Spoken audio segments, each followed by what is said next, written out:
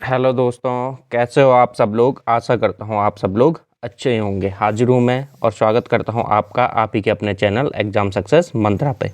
तो दोस्तों, जैसे कि आपको पता है, आजकल हमारे चैनल एग्ज़ाम सक्सेस मंत्रा पर हम आपके लिए उत्तराखंड लेक्चर का जो पहला पार्ट है उसका अध्ययन कर रहे हैं। तो उसी के अंतर्गत आज हम आपका जो पहला पार्ट है जिसके अंतर्गत हम देखेंगे क्या विश्वविद्यालय आयोग। ठीक है, तो आज हम विश्वविद्यालय आयोग का अध्ययन करेंगे और हम इसको कंप्लीट अध्ययन करेंगे, क्योंकि अब जो हमारा पेपर है उस पेपर को होने में भी कुछ ही दिन बचे हुए हैं, तो ज़्यादा समय नहीं है। तो इसलिए हम कोशिश करेंगे कि हम अपना सिलेबस डेली पूरा करते जाएं। तो चलिए दोस्तों, हम देखते हैं विश्वविद्यालय आयोग। ठीक है, तो देखिए दोस्तों, ये जो विश्वविद्यालय आयोग है इसकी स्थापना कब हुई थी आपकी 1948 में हुई थी, है ना। कब हुई थी इसकी स्थापना 1948। अब इसने जो अपना प्रत्यावेदन है तो वो 1949 में सौंपा था, तो इसलिए इस आयोग की स्थापना क्या लिखी है हमने, कब से कब तक थे, 1948 से 1949। तो चलिए हम देखते हैं और इसका अध्ययन करते हैं। तो देखिए, स्वतंत्रता के बाद केंद्रीय शिक्षा सलाहकार बोर्ड और अंतर विश्वविद्यालय शिक्षा परिषद ने भारत सरकार को यह सुझाव दिया कि वह एक ऐसे विश्वविद्यालय शिक्षा आयोग की नियुक्ति करे जो विश्वविद्यालय शिक्षा में सुधार का सुझाव दे। तो देखिए, आपसे पूछा जा सकता है दोस्तों कि जो विश्वविद्यालय शिक्षा आयोग है वो किसकी सिफारिश पर गठन किया। तो किसकी सिफारिश पर गठन किया था आपका, केंद्रीय शिक्षा सलाहकार बोर्ड और अंतर विश्वविद्यालय शिक्षा परिषद की सिफारिश पर आपका क्या है, जो विश्वविद्यालय आयोग है उसकी स्थापना की गई है। तो पहला क्वेश्चन आपसे सीधा सीधा ये बन सकता है कि जो आपका विश्वविद्यालय आयोग है ना, जो आपका विश्वविद्यालय आयोग है उसकी नियुक्ति किसकी सिफारिश पर की गई थी। तो उसकी नियुक्ति केंद्रीय शिक्षा सलाहकार बोर्ड और अंतर विश्वविद्यालय शिक्षा परिषद की सिफारिश पर की गई थी। अब हम देखते हैं कि उसकी नियुक्ति कब की गई थी, कौन उसके अध्यक्ष थे, यानी हम उसके बारे में, संरचना के बारे में आगे अध्ययन करते हैं। तो देखिए, यानी केंद्रीय शिक्षा सलाहकार बोर्ड और अंतर विश्वविद्यालय शिक्षा परिषद की सिफारिश पर, ठीक है, भारत सरकार ने 4 नवंबर 1948 को, तो अब आपसे पूछा जा सकता है कि जो विश्वविद्यालय आयोग है उसकी स्थापना कब हुई। तो उसकी स्थापना हुई 4 नवंबर सन 1948 को। अब इसके अध्यक्ष कौन थे, डॉक्टर सर्वपल्ली राधाकृष्णन थे। ठीक है, तो यानी 4 नवंबर सन 1948 को डॉक्टर सर्वपल्ली राधाकृष्णन की अध्यक्षता में विश्वविद्यालय आयोग की नियुक्ति की गई थी। तो अब हम बात करें इसके सदस्यों की, यानी जो हमारा विश्वविद्यालय आयोग है तो उसके सदस्य कौन कौन थे। तो अगर हम उसके बारे में चर्चा करें तो देखिए, तो कौन उसके सदस्य थे ये आपको मैं बताता हूँ। सबसे पहले तो इसमें क्या थे आपके, एक अध्यक्ष थे। तो अध्यक्ष कौन थे आपके, डॉक्टर सर्वपल्ली राधाकृष्णन जी थे। ठीक है, तो अध्यक्ष कौन थे दोस्तों, अध्यक्ष से आपके सर्वपल्ली राधाकृष्णन जी इस आयोग के अध्यक्ष थे। तो अध्यक्ष तो मैं आपको पहले भी बता चुका हूँ, सर्वपल्ली राधाकृष्णन जी। अब आपसे पूछे कि जो विश्वविद्यालय आयोग की गठित हुई थी उसके सचिव कौन थे। तो उसके सचिव थे आपके निर्मल कुमार सिद्धांत जी, और इसमें अन्य 8 सदस्य थे। यानी हम क्या कह सकते हैं, जो आपका विश्वविद्यालय आयोग है उसमें कुल कितने 10 सदस्य थे।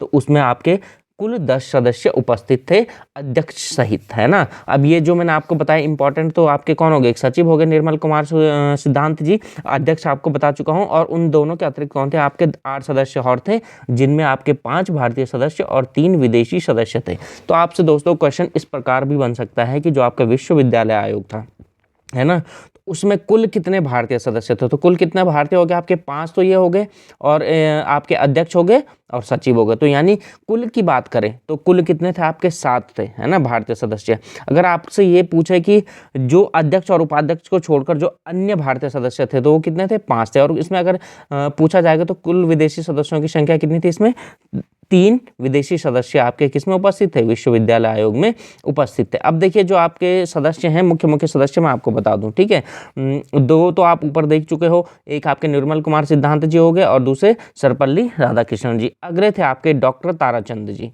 ठीक है, मेघानंद साहा जी, ठीक है, कर्म नारायण भेल जी, ठीक है, लक्ष्मी नारायण मुदालियर जी। अब देखो, एक यहाँ से जो इंपॉर्टेंट हो जाता है आपके मुदालियर जी हो जाते हैं, क्योंकि जो अगला आयोग बनेगा, है ना, मुदालियर आयोग, तो इन्हीं की अध्यक्षता में बना था। ठीक है, और अगले कौन हो गए आपके, डॉक्टर जाकिर हुसैन हो गए।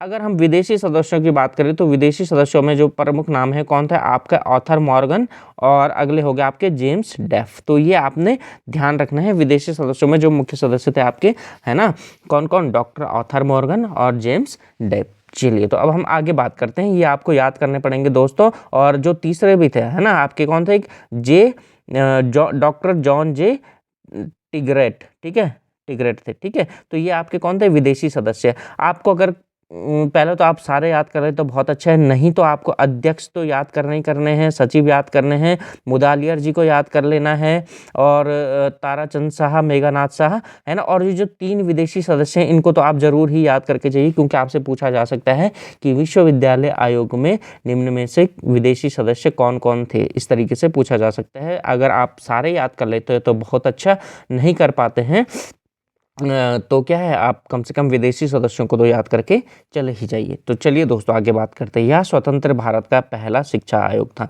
अगर आपसे पूछा जाए कि स्वतंत्र भारत के पश्चात सबसे पहले कौन सा शिक्षा आयोग गठित किया तो कौन सा किया गया था, ठीक है, विश्वविद्यालय शिक्षा आयोग, जिसकी स्थापना कभी आपकी 4 नवंबर सन 1948 को। अब देखिए यहीं पर दोस्तों, ये पिछले से शायद किसी एग्जाम में पूछा गया था, तो मैंने लिखवाया आपके लिए, CTET वगैरह में कहीं भी पूछा गया था, एक कैब की फुल फॉर्म क्या, तो central advisory board of education. तो ये भी आप याद रख सकते हैं, इसका रिलेशन इससे नहीं है, लेकिन फिर भी एक बार मैंने बता दिया आपका। IUBE, inter university of education, है ना, इंटर यूनिवर्सिटी ऑफ एजुकेशन। तो ये भी आप ध्यान कर लें, ये याद कर लें तो अच्छा रहेगा। तो चलिए हम बात करते हैं जो हमारा विश्वविद्यालय आयोग है ना, उसकी स्थापना हुई थी, तो उसके कार्य क्षेत्र क्या क्या थे और उसके उद्देश्य क्या थे।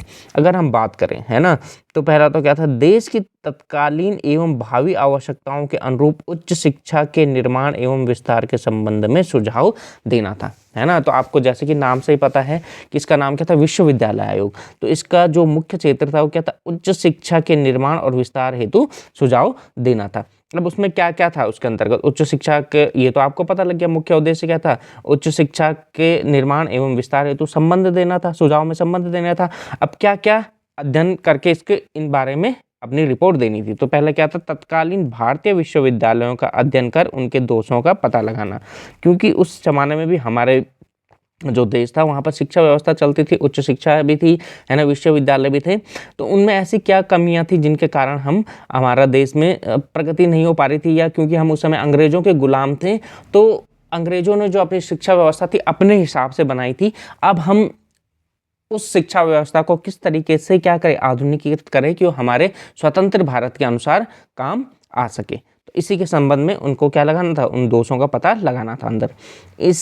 इनसे संबंध महाविद्यालयों के प्रशासन एवं वित्त के संबंध में सुझाव देना, है ना। तो क्या था, उसके वित्त के संबंध, जो विश्वविद्यालय हैं उनसे संबंधित जो महाविद्यालय हैं उनके वित्त के संबंध में सुझाव देना था, है ना। उच्च शिक्षा के पुनर्गठन के संबंध में सुझाव देना था, उच्च शिक्षा के उद्देश्य निश्चित करना था, उच्च शिक्षा की पाठ्यचर्या में सुधार हेतु सुझाव देना, है ना। तो देखिए आपका जो भी आयोग गठित होंगे तो उनका मुख्यतः जो कार्य क्षेत्र होगा यही होगा, ठीक है, शिक्षा के दोषों का पता लगाना, अब भविष्य की आवश्यकताओं के अनुसार शिक्षा में सुधार करना, उनके लिए, ठीक है, इंफ्रास्ट्रक्चर तैयार करना, उनको जो अध्यापक होंगे किस प्रकार का उनका प्रशिक्षण हो। तो कोई भी जो भी आपका आयोग आएगा तो उनके कार्य क्षेत्र लगभग वही रहेंगे, क्योंकि किसी भी चीज़ में जो आपके कार्य क्षेत्र होते हैं तो उनमें यही आता है कि उनके दोष क्या हैं, उन दोषों को किस तरीके से सुधारा जाए। जो भी कर्मचारी उस क्षेत्र में काम कर रहे हैं उन कर्मचारियों की जो आपकी क्या है, ठीक है,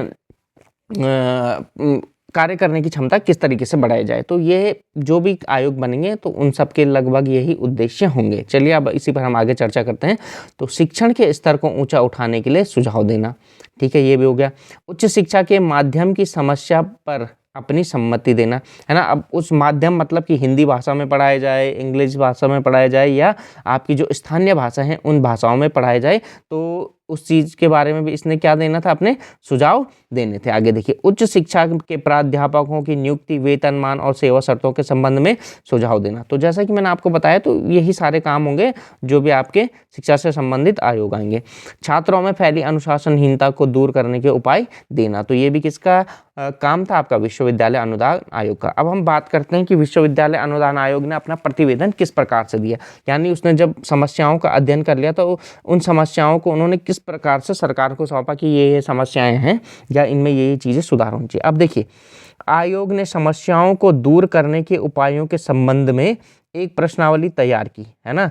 तो अब जो इन्होंने प्रतिवेदन लिए, यानी क्या क्या समस्याएं चल रही है, तो उसके लिए इन्होंने क्या किया, एक प्रश्नावली तैयार की, उसे उच्च शिक्षा से संबंधित 1000 व्यक्तियों के पास भेजा। ठीक है, तो इन्होंने प्रश्नावली तैयार करके 1000 व्यक्तियों को भेजा जिनका संबंध क्या था, उच्च शिक्षा से था।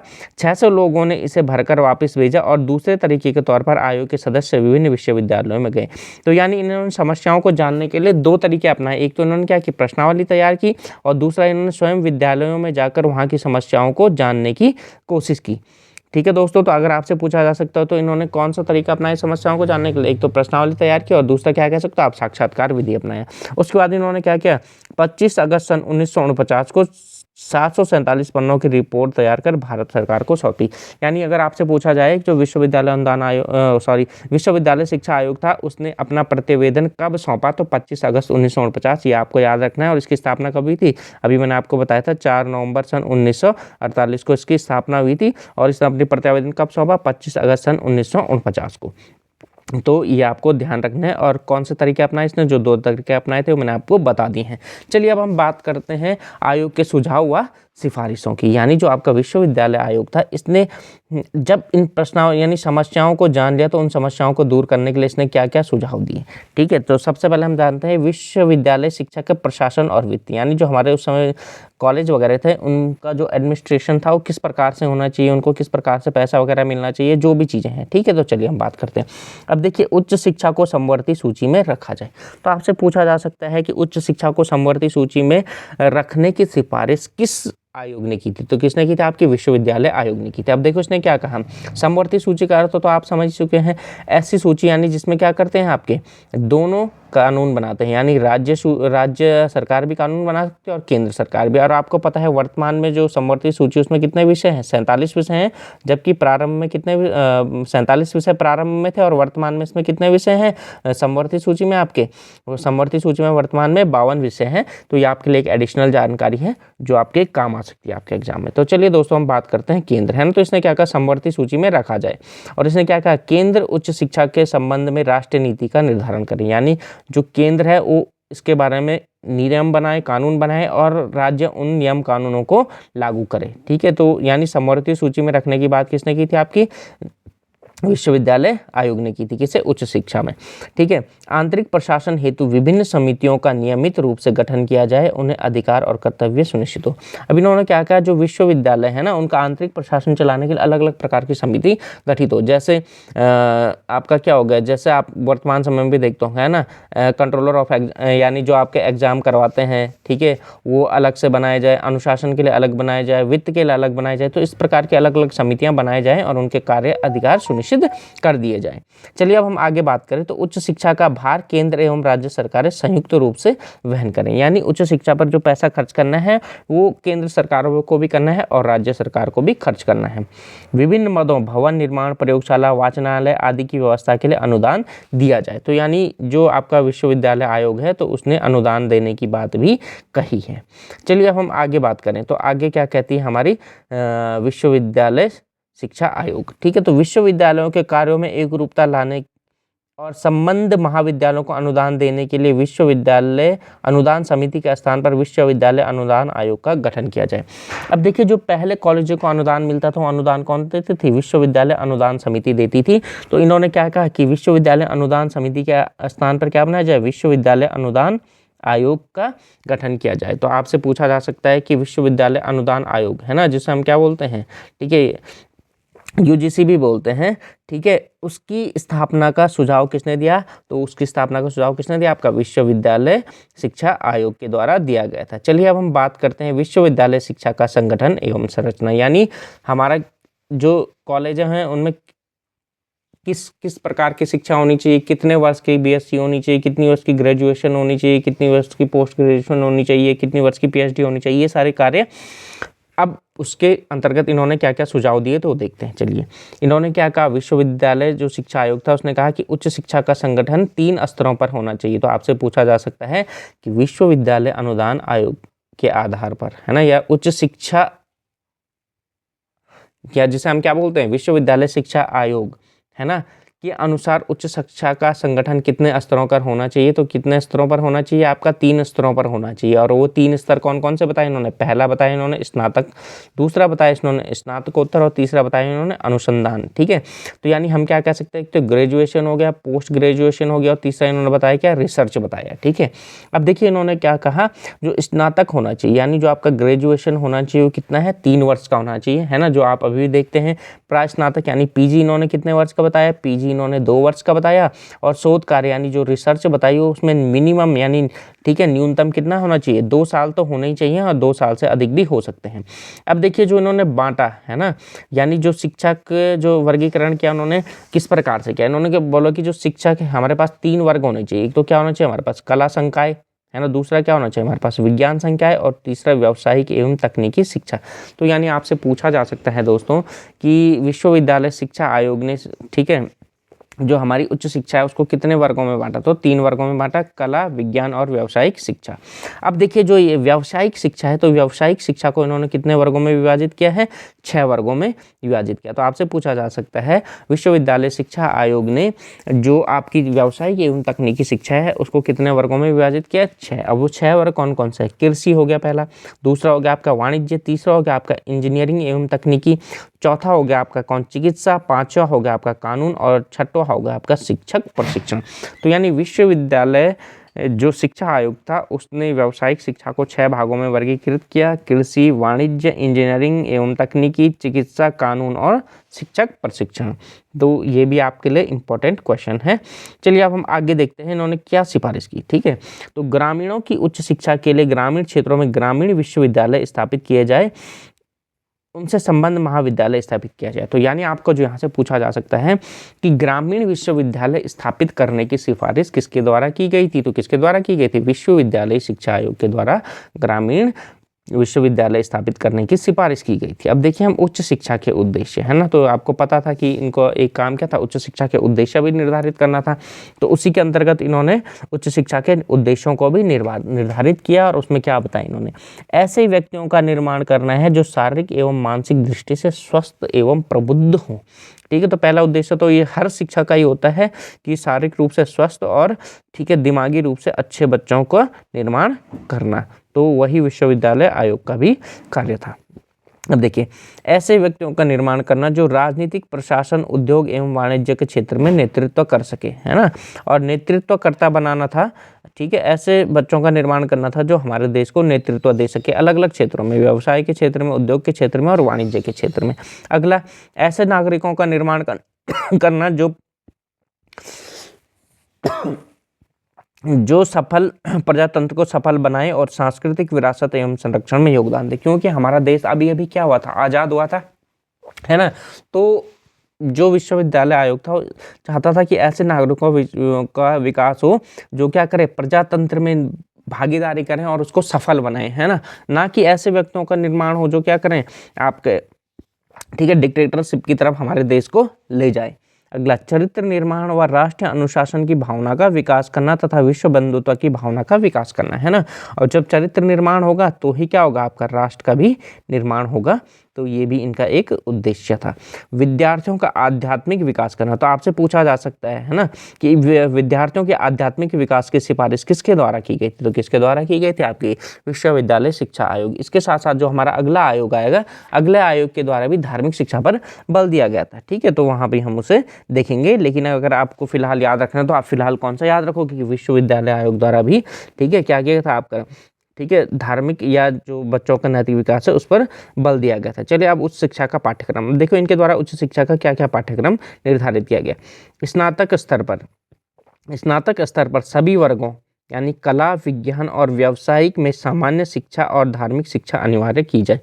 यानी है ना स्नातक स्तर पर जो 3 वर्ग बताए थे उन्होंने, कला, विज्ञान और व्यावसायिक, है ना, तो इन्होंने क्या कर वहाँ पर सामान्य शिक्षा यानी उस विषय से संबंधित और धार्मिक शिक्षा को भी इन्होंने क्या बनाया, अनिवार्य। तो जो मैंने अभी आपसे बात कही थी, है ना, तो धार्मिक शिक्षा पर किसके द्वारा बल गया था, विश्वविद्यालय शिक्षा आयोग के द्वारा बल दिया गया था। स्नातक स्तर पर अंग्रेजी भाषा और राष्ट्रभाषा हिंदी की शिक्षा अनिवार्य हो, है ना। तो अब देखो इन्होंने क्या, जो स्नातक स्तर यानी जो ग्रेजुएशन लेवल है वहाँ पर अंग्रेजी और हिंदी को अनिवार्य रूप से लागू करने की बात किसके द्वारा कही गई थी, तो आपके विश्वविद्यालय आयोग के द्वारा कही गई थी कि इस स्तर पर अनिवार्य रूप से अंग्रेजी और राष्ट्रभाषा हिंदी को लागू किया जाए। स्नातकोत्तर पाठ्यक्रम में किसी एक विषय का गहन अध्ययन ही कराया जाए, इसमें तथा विषय की शोध विधियों का ज्ञान एवं प्रशिक्षण अनिवार्य हो। अब देखिए, तो आपको पता है जो स्नातकोत्तर होता है यानी जो पोस्ट ग्रेजुएशन होता है, वहाँ पर हम किसी एक विषय का ही अध्ययन करते हैं।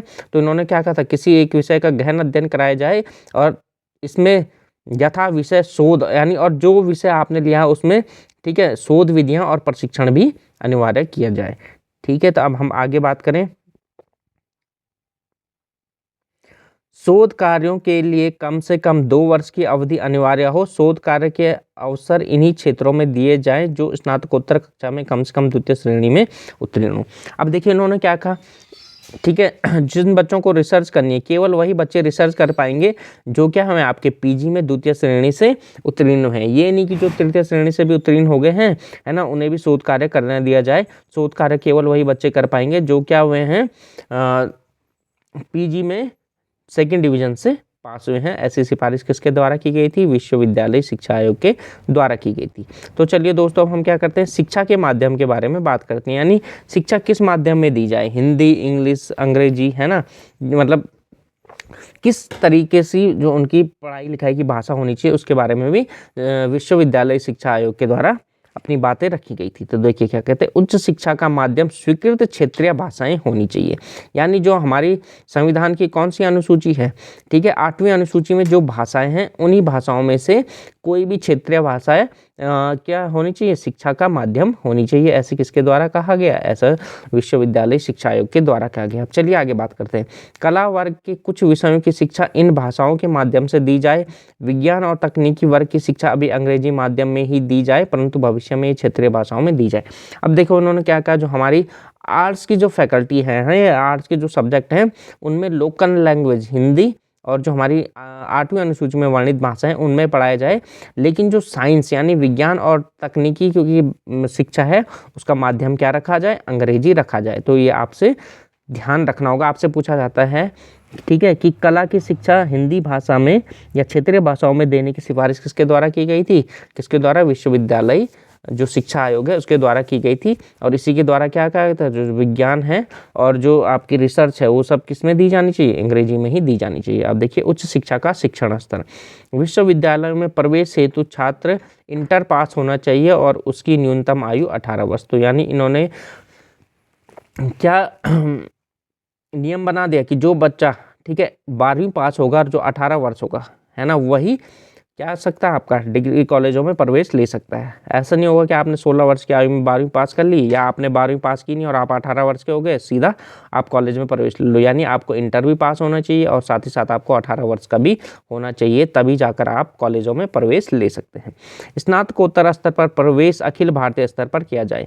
यानी पीजी स्तर पर इन्होंने क्या क्या प्रवेश के लिए क्या होनी चाहिए, अखिल भारतीय परीक्षा होनी चाहिए और जो उस परीक्षा को पास करे उसके माध्यम से या जो भी, ठीक है, उसके माध्यम से बच्चों को क्या मिले, कॉलेजों में प्रवेश मिले पीजी करने के लिए या पोस्ट ग्रेजुएट करने के लिए।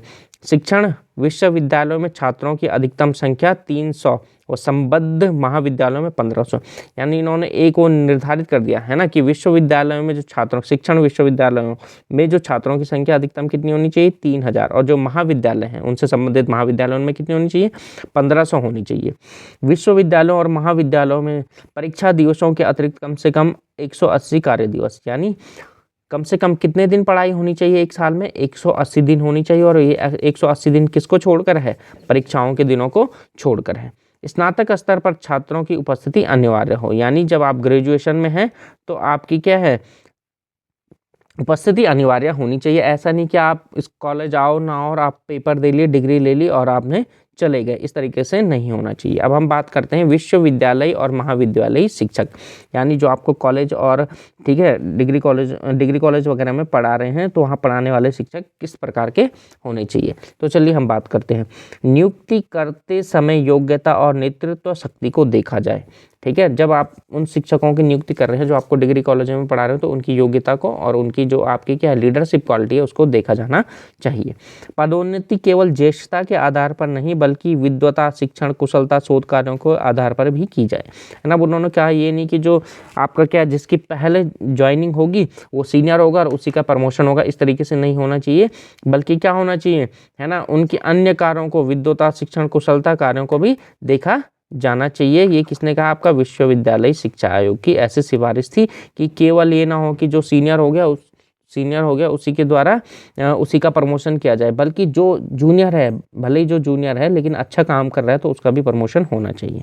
विश्वविद्यालय शिक्षक, अब देखो इन्होंने, ठीक है, 1 2 3 4 5 प्रकार के क्या बताया आपको विश्वविद्यालय शिक्षा बताए। पहले तो इन्होंने कौन बताया? रिसर्च फेलो बताए। दूसरे कौन बताए इन्होंने? इंस्ट्रक्टर बताए। तीसरे इन्होंने लेक्चरर बताया। चौथा रीडर और पांचवा प्रोफेसर।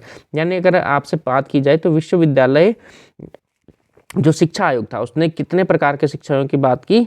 तो 5 प्रकार के बात की, ठीक है। अब महाविद्यालयी शिक्षकों की बात किया जाए तो महाविद्यालयों में इन्होंने 2 प्रकार के शिक्षक बताए, प्राचार्य और लेक्चरर, ठीक है। इनके वेतनमान में वृद्धि की सिफारिश भी की, यानी जो विश्वविद्यालय शिक्षक हैं उनके वेतनमान में बढ़ोतरी की सिफारिश भी इनके द्वारा की गई। चलो अगर हम आगे बात करें, ठीक है, सेवा शर्त, यानी शिक्षकों की क्या क्या सेवा शर्तें होनी चाहिए। शिक्षकों को एक बार में अधिक से अधिक 1 वर्ष और पूरे सेवा काल में अधिक से अधिक 3 वर्ष का अवकाश दिया जाए, है ना। तो यानी इन्होंने उनके शिक्षकों की अवकाश की अवधि भी निर्धारित कर दी, ठीक है। एक बार में अधिक से अधिक 1 वर्ष और ठीक है पूरे सेवा काल में अधिक से अधिक 3 वर्ष का अवकाश दिया जाए, ठीक है। पीएफ देने की बात भी कर दी उन्होंने, जैसे आप क्या बोलते हैं प्रोविडेंट फंड। सेवानिवृत्त की आयु 60 वर्ष हो, यदि उनका स्वास्थ्य अच्छा हो तो 64 वर्ष में भी सेवानिवृत्त किए जा सकते हैं।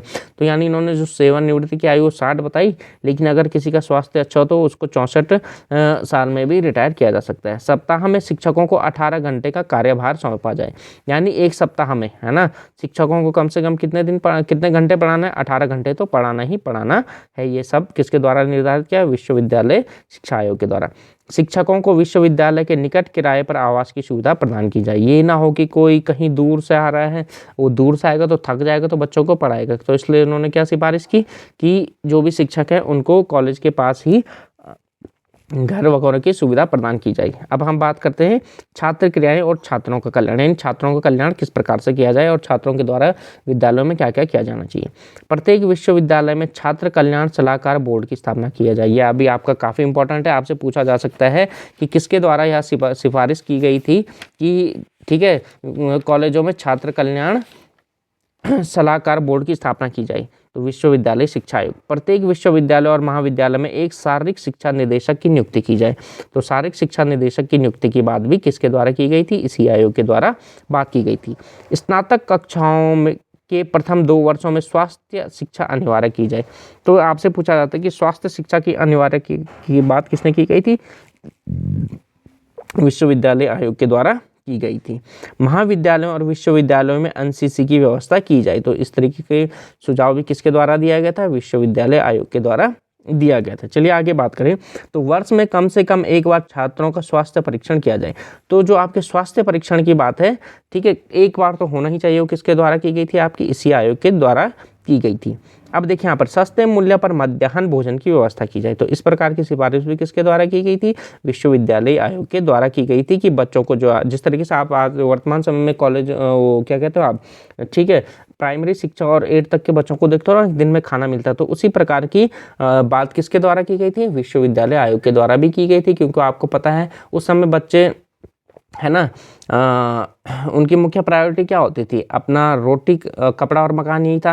तो वो पढ़ना नहीं चाहेंगे, अगर हमें उन्हें पढ़ाना है तो हमें उन्हें कम से कम क्या देना पड़ेगा? खाना तो कुछ ना कुछ तो लालच देना पड़ेगा, और वो लालच क्या हो सकता था? भोजन की व्यवस्था हो सकती थी।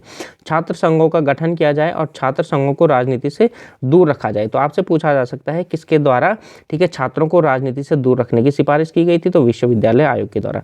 छात्रों को गाँवों के में समाज सेवा का अवसर प्रदान किया जाए। तो ये सब सिफारिशें इसी आयोग के द्वारा की गई थी। चलिए हम चलते हैं व्यावसायिक एवं तकनीकी शिक्षा। और देखिए स्नातक स्तर पर कृषि का पाठ्यक्रम सामान्यतः 3 वर्ष का हो, परंतु पशुपालन के साथ ये 4 वर्ष का हो। अब यानी जब इन्होंने कृषि के बारे में बात की तो इन्होंने क्या किया, ग्रेजुएशन स्तर पर जो कृषि का पाठ्यक्रम होना चाहिए 3 वर्ष का होना चाहिए। अगर कोई उसमें पशुपालन भी लेता तो पशुपालन को मिलाकर कितने का होना चाहिए, आपका 4 वर्ष का होना चाहिए। ग्रामीण क्षेत्रों में नई कृषि और महाविद्यालय खोले जाए और इन्हीं ग्रामीण विश्वविद्यालयों से जोड़ा जाए। अब क्या कहा उन्होंने, ग्रामीण क्षेत्रों में नए कृषि विश्वविद्यालयों की स्थापना की जाए, उन्हें ग्रामीण विश्वविद्यालयों से जोड़ा जाए, है ना। जैसे कि इस आयोग ने पहले ही सिफारिश कर दी कि ग्रामीण विश्वविद्यालय खोले जाएं। अब क्योंकि ग्रामीण अर्थव्यवस्था है तो उस समय ग्रामीण अर्थव्यवस्था में किसका मुख्य योगदान होता था, कृषि का होता था। तो इस लोगों ने क्या कहा, जो ग्रामीण विश्वविद्यालय हैं उन्हें कृषि विश्वविद्यालयों से या महाविद्यालयों से जोड़ा जाए। चिकित्सा शिक्षा, चिकित्सा में 3 वर्ष की डिग्री कोर्स हो, उसके बाद 12 से 15 माह तक का व्यवहारिक कार्य करवाया जाए तथा उसी के बाद ही डिग्री प्रदान की जाए, है ना। तो चिकित्सा शिक्षा में इन्होंने क्या किया, मिनिमम 3 वर्ष का तो पहले क्या होना चाहिए, आपकी पढ़ाई होनी चाहिए। उसके बाद ठीक है 12 से 15 माह तक आपको क्या करना पड़ेगा, इंटर्नशिप करनी पड़ेगी। और जब आप इंटर्नशिप पूरी कर लोगे तो उसी के बाद आपको क्या दी जाएगी, डिग्री दी जाएगी। आगे इन्होंने कहा चिकित्सा महाविद्यालयों में प्रतिवर्ष केवल 100 छात्रों को प्रवेश दिया जाए, यानी एक जो महाविद्यालय हो, है ना, यानी जिसको आप क्या बोलते हो, ठीक है, चिकित्सा से संबंधित जो कॉलेज होगा उसमें केवल एक वर्ष में 100 छात्रों को ही प्रवेश दिया जाए। ऐसा किसकी सिफारिश थी, विश्वविद्यालय आयोग की सिफारिश थी। शिक्षक प्रशिक्षण, प्रत्येक शिक्षणार्थी को 12 सप्ताह का शिक्षण अभ्यास अनिवार्य हो। तो आपसे पूछा जा सकता है कि 12 सप्ताह का शिक्षण प्रशिक्षण किसके द्वारा अनिवार्य किया गया, तो विश्वविद्यालय आयोग के द्वारा किया गया, ठीक है। अब देखिए एमएड की उपाधि के लिए केवल उन्हीं अभ्यर्थियों को प्रवेश दिया जाए जो बीएड परीक्षा उत्तीर्ण करने के बाद कुछ वर्षों का शिक्षण कार्य किया हो। यानी इन्होंने क्या कहा कि एमएड वही कर सकता है जिसने बीएड डिग्री पूरी करने के बाद कुछ सालों तक क्या हो, शिक्षण कार्य किया गया हो। जिन्होंने नहीं किया है उन्हें ये डिग्री ना प्रदान की जाए। चलिए अब हम बात करते हैं इंजीनियरिंग एवं तकनीकी शिक्षा के बारे में। इन्होंने क्या क्या सुझाव दिया, वर्तमान इंजीनियरिंग और तकनीकी कॉलेजों में राष्ट्रीय संपत्ति माना जाए, ठीक है। इंजीनियरिंग के प्रथम वर्ष में इंजीनियरिंग की समस्त शाखाओं का सामान्य अध्ययन कराया जाए। इसके बाद 3 वर्षों में किसी विशेष शाखा का ज्ञान कराया जाए और 5वें अंतिम वर्ष में औद्योगिक प्रशिक्षण दिया जाए। तो देखिए इनके द्वारा क्या कहा गया है कि प्रथम वर्ष में तो हमें क्या करना है, जितनी भी शाखाएं हैं, सामान्य शाखाएं हैं, उनका अध्ययन करवाना चाहिए, ठीक है, जो आपके इंजीनियरिंग के स्टूडेंट है। उसके बाद हमको क्या करना चाहिए, 3 वर्ष किसी विशेष शाखा का ज्ञान यानी स्पेशलाइजेशन करना चाहिए और 5वें वर्ष, है ना। तो 4 वर्ष तो ये हो गए प्रथम वर्ष और 3 वर्ष स्पेशलाइजेशन। अब जो पंचम वर्ष आएगा, अंतिम वर्ष आएगा, 5वां वर्ष आएगा, उसमें हमें क्या करना है, उनको औद्योगिक प्रशिक्षण देना है। इस प्रकार इंजीनियरिंग का स्नातक कोर्स कितने वर्ष का है, आपका 5 वर्ष का होना चाहिए। तो आपसे पूछा जा सकता है कि किसके द्वारा जो इंजीनियरिंग का कोर्स है उसकी अवधि 5 वर्ष की रखी गई थी, तो किसके द्वारा, विश्वविद्यालय शिक्षा आयोग के द्वारा। अब चलिए बात करते हैं हम ग्रामीण विश्वविद्यालयों पर। प्रत्येक प्रांत में एक ग्रामीण शिक्षा परिषद की स्थापना की जाए और केंद्र में अखिल भारतीय ग्रामीण शिक्षा परिषद का गठन किया जाए। तो आपसे पूछा जा सकता है किसके द्वारा ग्रामीण शिक्षा परिषद की स्थापना की बात की गई, तो विश्वविद्यालय शिक्षा आयोग के द्वारा, है ना। और इसी के द्वारा क्या कि केंद्र में एक अखिल भारतीय ग्रामीण शिक्षा का परिषद का गठन करने की बात भी कही गई थी। चलिए आगे बात करते हैं। ग्रामीण शिक्षा पर होने वाले व्यय को केंद्रीय और प्रांतीय सरकारें संयुक्त रूप से वहन करेगी। ये चीज़ें तो मैंने आपको पहले भी बताई थी। इनके द्वारा क्या कहा गया था, हमें संयुक्त रूप से ही क्या करना है, शिक्षा को समवर्ती सूची पर रखना है, यानी दोनों के द्वारा ही इसमें खर्च किया जाएगा।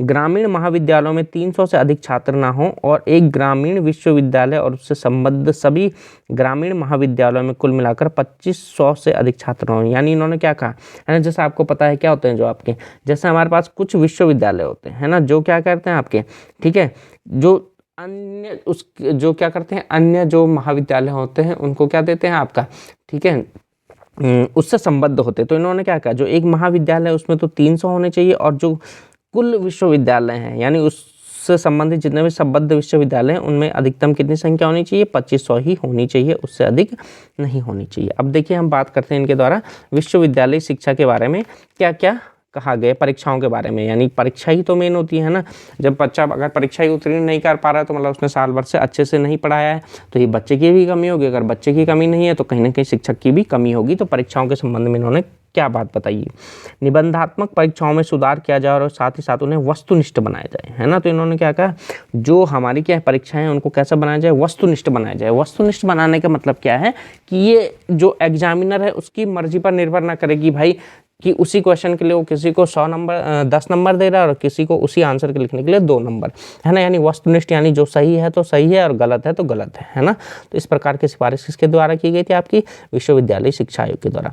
प्रत्येक विश्वविद्यालय में एक परीक्षा बोर्ड का गठन किया जाए, तो ये भी किसकी सिफारिश थी? इसी की। प्रायोगिक विषयों में लिखित, प्रायोगिक और मौखिक परीक्षा, तीनों ही परीक्षाएं ली जाए, ठीक है। 5 वर्ष से अधिक अनुभव प्राप्त शिक्षक को ही परीक्षक नियुक्त किया जाए, तो यानी जिसको कम से कम 5 वर्ष का अनुभव हो वही क्या हो? आपके बच्चों की कॉपी जांचे। अब देखिए उनके द्वारा प्रथम श्रेणी कितनी रखी गई थी? 70%, द्वितीय श्रेणी 55% और तृतीय श्रेणी 40% रखी गई थी, ठीक है। कृपांक देने की प्रणाली को समाप्त किया जाए, तो ये आपको ध्यान रखना है किसके द्वारा किया गया था? आपका विश्वविद्यालय शिक्षा आयोग के द्वारा। जो ग्रेस मिलता है वो ग्रेस की प्रणाली को समाप्त किया। इनके द्वारा धार्मिक और स्त्री शिक्षा पर बल दिया गया, जो मैंने आपको अभी पीछे बताया था, ठीक है। तो चलिए अब हम बात करते हैं विश्वविद्यालय जो शिक्षा आयोग थे उसके क्या क्या गुण थे, ठीक है। देखिए विश्वविद्यालय शिक्षा को समवर्ती सूची में रखना, इसी आयोग के प्रस्ताव पर सरकार ने 1976 में शिक्षा को समवर्ती सूची में रखा। तो सबसे पहला तो इसने क्या कहा? सिफारिश की थी कि शिक्षा को समवर्ती सूची में रखा जाए, तो 1976 में सरकार ने शिक्षा को कहाँ रखा? समवर्ती सूची में रखा। विश्वविद्यालय अनुदान आयोग का गठन इसी आयोग की सिफारिश पर 1953 में किया गया। अभी जैसे मैंने आपको बताया था, है ना, यूजीसी यूनिवर्सिटी ग्रांट कमीशन की स्थापना की बात किसने की गई? किसने की थी? विश्वविद्यालय, इसी के द्वारा की गई थी, विश्वविद्यालय शिक्षा आयोग के द्वारा। और 1953 में इसी की सिफारिश पर क्या किया गया? यूजीसी का गठन किया गया था। 1956 में उसे क्या कर दिया गया था? आपको एक स्वायत्त शासी निकाय बनाया गया था, यानी ऑटोनोमस निकाय बनाया गया था। चलिए अब आगे बात करते हैं। विश्वविद्यालय और उनसे संबद्ध महाविद्यालयों पर अंकुश लगाया गया, यानी इन्होंने जो क्या की थी आपकी, है ना, बताया था ना कि एक कॉलेज में मिनिमम 300 और अधिकतम 2500, तो उस बात को भी लागू किया गया था। आयोग की सिफारिशों का प्रभाव, अब देखते हैं जो आयोग ने सिफारिश की थी उन सिफारिशों का क्या क्या प्रभाव पड़ा, ठीक है। तो चलिए आइए देख लेते हैं। आयोग की सिफारिश पर शिक्षा को समवर्ती सूची में रखा गया है, तो मैंने भी आपको बताया सन 1976 में रखा गया था, ठीक है। अगला क्या प्रभाव पड़ा? अगला प्रभाव ये पड़ा, सरकार ने 1953 में यूजीसी का गठन किया, ठीक है। सरकार ने 1954 में केंद्र में ग्रामीण उच्च शिक्षा समिति का गठन किया, तो इसी आयोग की सिफारिश पर 1954 में क्या गया केंद्र में, ठीक है, ग्रामीण शिक्षा समिति का भी गठन किया गया।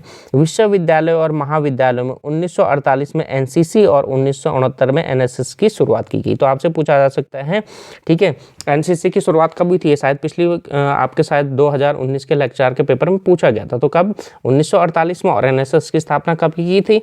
1969 में। अगर आपसे और डिटेल में बताऊं तो जो एनसीसी की स्थापना है ना, अगर मैं आपको डेट सहित बताऊं तो जो एनसीसी की स्थापना कब की गई थी? एनसीसी की स्थापना की, जैसे कि मैंने आपको बताया, 1948 पर। कब?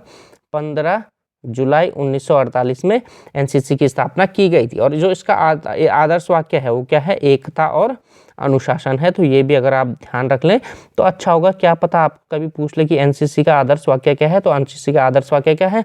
एकता और अनुशासन। स्थापना 15 जुलाई सन 1948 को की गई थी, है ना। और इसी के तहत मैं आपको बताऊं तो क्या हुआ था आपका, अगली चीज़ है एनएसएस की स्थापना, बताई मैंने आपको, है ना। तो एनएसएस की स्थापना कब हुई थी? 24 सितंबर, ठीक है। अगर हम बात करें डेट की तो 24 सितंबर सन 1969 को हुई। तो मैंने आपको बताई, ईयर तो बता ही दिया था कि 1969 में हुई थी, लेकिन डेट की बात करें तो 24 सितंबर सन 1969 में हुई थी। और इसका जो आदर्श वाक्य है वो आदर्श वाक्य क्या है? मैं नहीं बल्कि आप, ठीक है। एनएसएस का आदर्श वाक्य मैं नहीं बल्कि आप, तो ये चीज भी आप याद रख सकते हैं। तो दोस्तों इस प्रकार से हमारा क्या होता है, जो विश्वविद्यालय आयोग था, है ना, जिसे हम क्या कहते हैं, स्वतंत्र भारत का प्रथम आयोग भी कहते हैं, तो उसकी जितनी भी सिफारिशें थी और जो भी उससे संबंधित इंपॉर्टेंट चीज़ें थी आज हमने वो ख़त्म कर ली है। और कल हम इसी के बाद आगे जो हमारा क्या था, माध्यमिक शिक्षा आयोग, यानी जो मुदालियर आयोग है, कल हम उसका अध्ययन करेंगे। आशा करता हूँ दोस्तों कि आपकी समझ में जो चीज़ें मेरे द्वारा समझाई गई हैं अवश्य रूप से आई होंगी, और आपके जो आगामी 27 अप्रैल को होने वाला जो लेक्चर का एग्ज़ाम है उसमें ये अवश्य ही आपके काम आएंगे और आपके फ़ायदेमंद होंगी। तो ठीक है दोस्तों, आप इसी प्रकार से हमारे चैनल एग्जाम सक्सेस मंत्रा से जुड़े रहिए, स्वस्थ रहिए, मस्त रहिए और अपने एग्जाम की तैयारी करते रहिए।